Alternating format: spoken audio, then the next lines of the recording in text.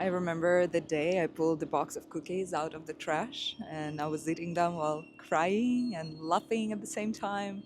I thought I was a complete pig. I knew my eating disorder was over the charts and I felt absolutely helpless to do anything about it.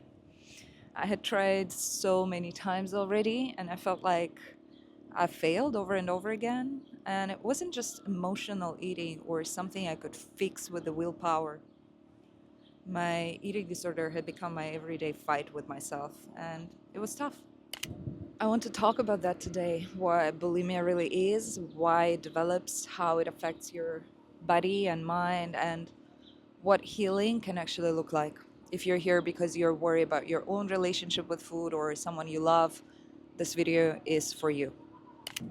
Hi, my name is Lesun-Meregalli, and I'm a fashion model who transitioned to working in the field of sustainability.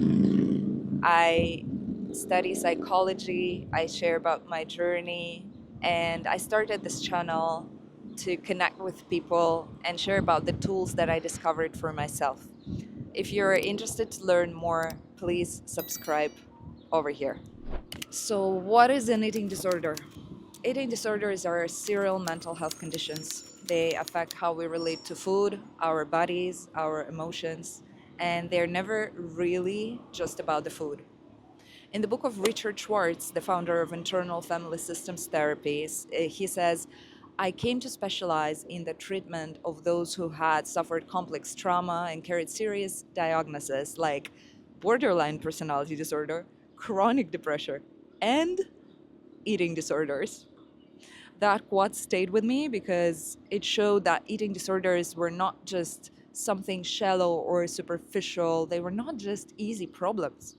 They are often connected to deep unprocessed trauma, and they deserve to be taken seriously with compassion and care. In this video, I'll focus specifically on bulimia, a cycle of binge eating followed by purging, usually through vomiting, laxatives, or extreme exercise. And it's more common than we think. More than 70% of people with bulimia never seek help, often because of shame or fear of being judged, and it's quite tough. But bulimia is not about being weak. It is really a way the nervous system tries to cope with overwhelming emotions, often in the only way it knows how, the only way that we learned as kids. Eating disorders rarely begin all at once. It starts slowly, usually, with little habits that begin to shape your entire inner world.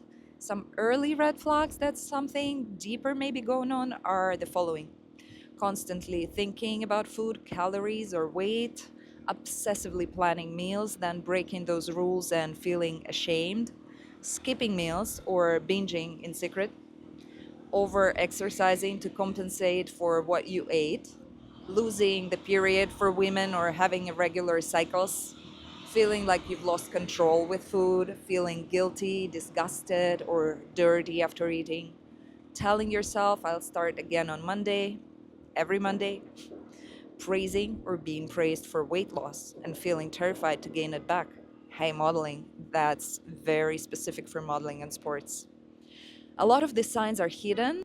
On the outside, a person might be working, creating, smiling, but inside, relationship with food becomes a battlefield. The emotional landscape of bulimia is very intense and hard to explain unless you've lived it. And it often feels like you are trapped in a cycle you cannot escape. There is a void inside you that's never satisfied or fulfilled. You're trying to numb emotions you don't have the words for. You swing between extremes, control and chaos. You feel shame after binge, and yet it happens again. Another one is that you believe that something is wrong with you and you're too embarrassed to talk about it. You might eat to calm yourself, then purge to regain control. You might go days doing well only to crash and then blame yourself for being weak. I used to tell myself I only needed more discipline, but in truth, I was trying to numb something I didn't even know how to feel or how to see. Eating was something that calmed me. Purging made me feel like I was in control for a while. Then I couldn't even control it. But I was neither calm nor in control. I was really in pain and None of my loved ones knew what was really going on because I felt like I had to be strong, I had to look perfect, and I had to look happy. And deep down, I believed this was my weakness, something I had to hide, something I had to fix. Shame and guilt were really always, always there. Why eating disorders develop? Let's talk about what's really underneath. Eating disorders are not about vanity, they're about emotional survival.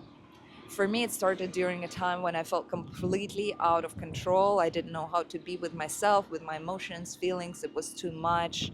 I didn't know how to ask for help, but I did know how to count calories and I did know how to punish myself going to the gym and working out for 4 hours a day. Many eating disorders begin in moments like this when we feel abandoned, ashamed, unseen, unsafe. Some of the most common roots include emotional trauma, like abandonment, humiliation, or neglect, unspoken family patterns, where emotions weren't welcomed or modeled by our parents or parental figures, a need of control, especially when everything else feels unstable in life, then, of course, perfectionism and performance. If I look perfect, maybe I will be loved.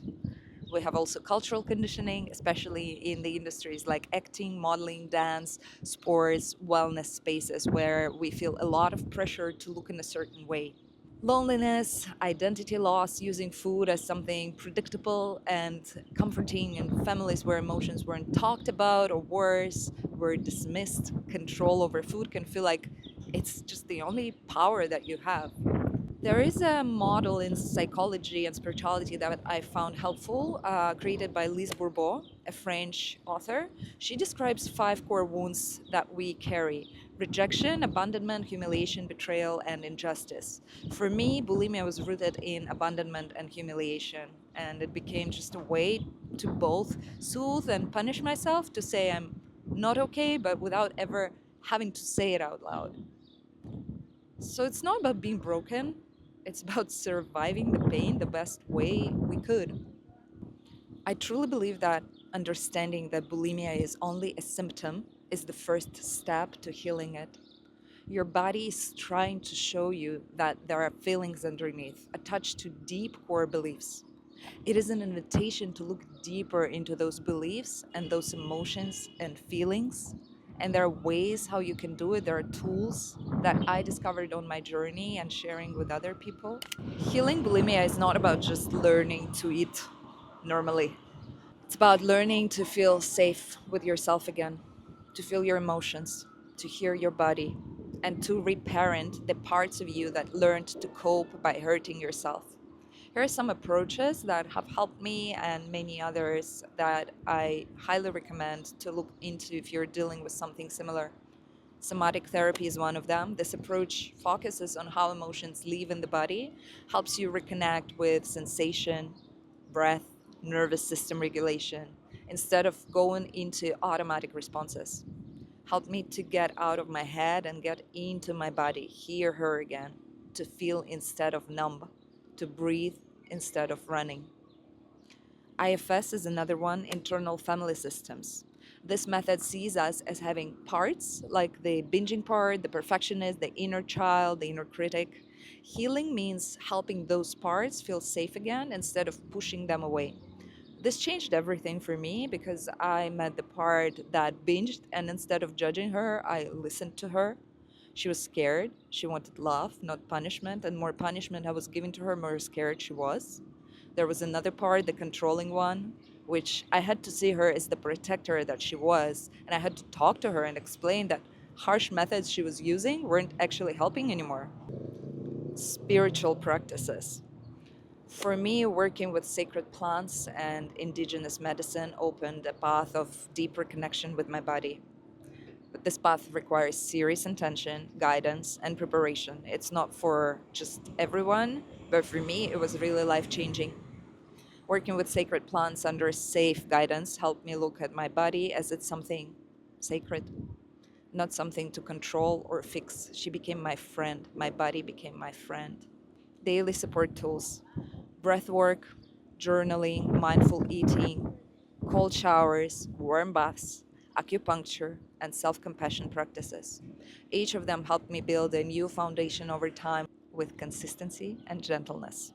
If you are living with bulimia or think you might be, I want you to hear this. You're not weak. You're not alone. Your eating disorder is not who you are. It's how you learn to survive, but you don't have to survive this way anymore. You can start living. And this is not something you need to carry in silence anymore. Guilt and shame are the first things that you need to look at. In my next video, I'll share my personal story, how bulimia started for me, how it almost destroyed me, and what finally helped me begin to heal. If this video resonated with you, please subscribe and share it with someone who might need to hear it. You're already brave for being here, and you're allowed to take your life back. Just a reminder, again, you're not alone. Thank you so much for watching, and thank you for listening. I'll see you in the next video.